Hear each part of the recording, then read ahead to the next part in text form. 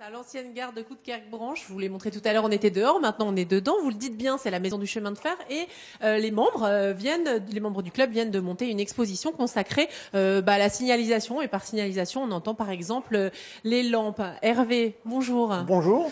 Elles fonctionnent ces lampes encore aujourd'hui? Elles fonctionnent pour une partie d'entre elles, oui. Là, on a rassemblé quelques lampes, quelques signaux, notamment celui-ci qui est un signal carré violet pour les voies de manœuvre.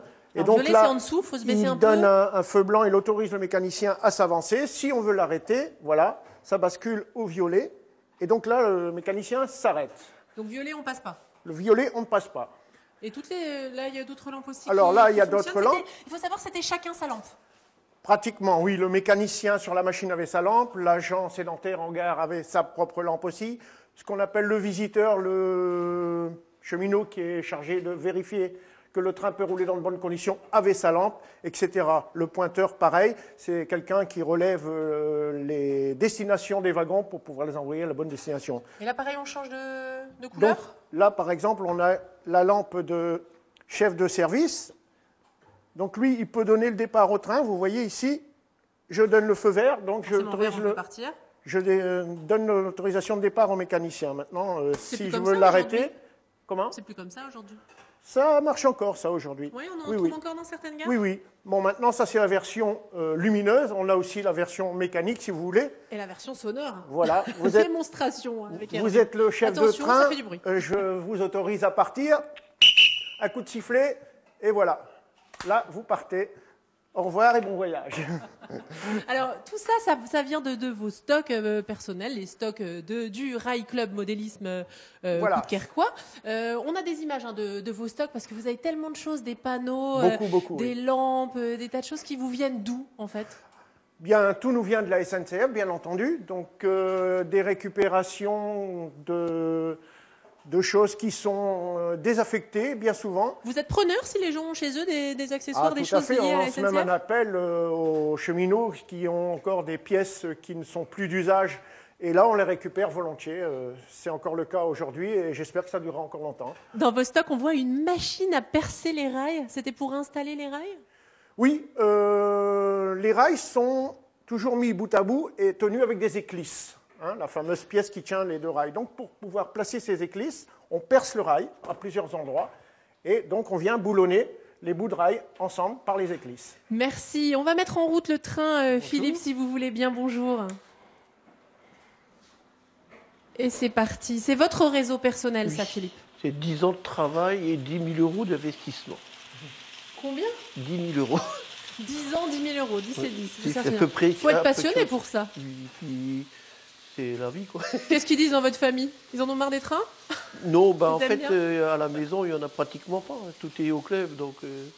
Alors justement, tout ça, c'est des choses que vous avez aussi fabriquées vous-même? Non, le matériel roulant, c'est du matériel du commerce.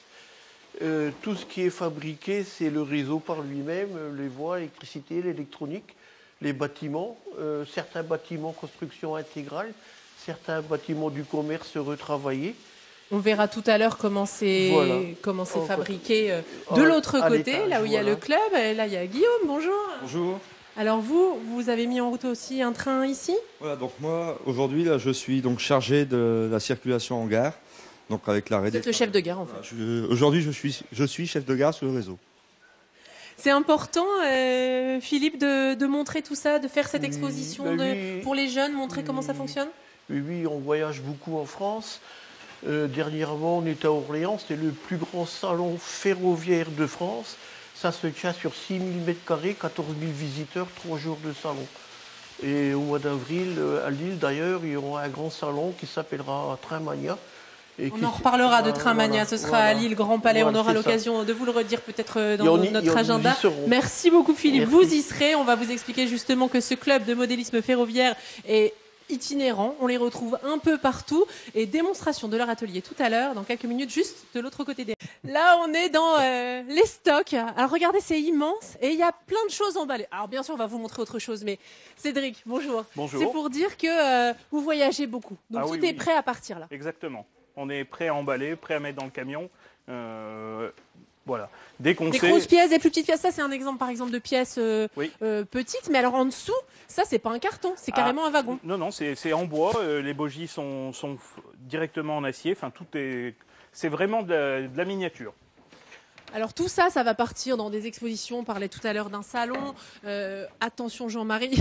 Alors là, voilà, on arrive dans l'atelier. Donc on va essayer de pas se cogner partout. On va le faire tranquille et on va se rapprocher. Cédric, il y a beaucoup de monde qui fait partie du club et qui vient travailler ici. Oui, on a une quarantaine d'adhérents. L'association, elle existe depuis une trentaine d'années. On a fêté notre 30e anniversaire en 2016. Donc le rail modélisme Coudekerque, on peut dire qu'il est connu dans le Nord-Pas-de-Calais. Alors là, on va arriver tout à l'heure sur la partie plus précise, pointilleuse, mais là on est vraiment dans les ateliers. Il y a aussi des découpes de grosses pièces, il y a plein de choses à faire. Vous passez beaucoup d'heures, vous, ici par exemple? Ben oui, en fonction de mon agenda professionnel, j'essaie d'y passer quand même un peu de temps pour pouvoir venir me détendre. Alors là, on arrive dans la partie studieuse. C'est ultra calme. Écoutez. Voilà, il n'y a pas un bruit. C'est pas tous les jours comme ça. C'est pas toujours comme ça? Non. Parce que là, ils sont concentrés. Ils sont sages aujourd'hui. Ils sont sages. C'est parce que c'est la démonstration pour la télé, Marc. T'es intimidé surtout. Vous êtes intimidé? Bah pas par moi quand même. Bah quand même. Oh bah non, mince alors. C'est pas tous les jours qu'on est interviewé ou qu'on s'intéresse à notre travail. Qu'est-ce que vous faites, vous, justement? Là, je grave les bordures de trottoir.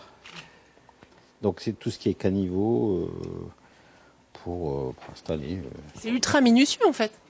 Bah, c'est beaucoup de mesures qu'on prend à chaque fois. Donc à chaque fois, vous voyez, je répertorie à chaque fois avec le mètre pour savoir ma mesure. C'est tout. Bon, donc il faut être très concentré. Hervé, là-bas, il travaille également. Là, je voudrais qu'on voit cette église. Alors ici, le travail est super minutieux. Cédric, c'est à la brique près? Ah oui, non, mais les modélistes du club représentent le plus fidèlement possible la réalité.